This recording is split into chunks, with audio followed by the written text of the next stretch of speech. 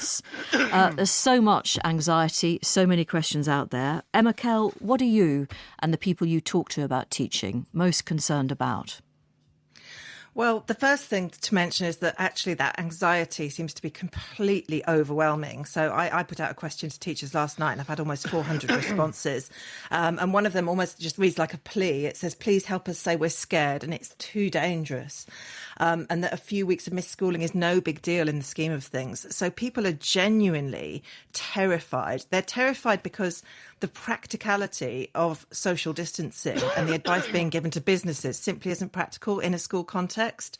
So things like, the distancing, social distancing. Yeah, if you've worked with teenage boys, they can't keep their hands off each other. And one of the pieces of advice to businesses is to limit contact to 15 minutes. How we're supposed to do that in a school context, we just don't know. So levels of anxiety are very high. But you understand the focus on education because there's something about it. It's normality, isn't it, for kids to be going to school? That early morning scramble, the return at 4:30.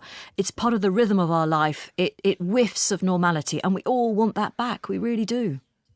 Yeah, we really do. And I don't know a single teacher who isn't desperate to get back into the classroom and see their students. It's actually really hard work, despite some of the hype recently. It's really hard work setting work remotely and actually trying to keep an eye on students and worrying for our most vulnerable. And yes, I'm desperate to get my kids back to routine. But as people keep saying, we're just not reassured that it's safe at the moment.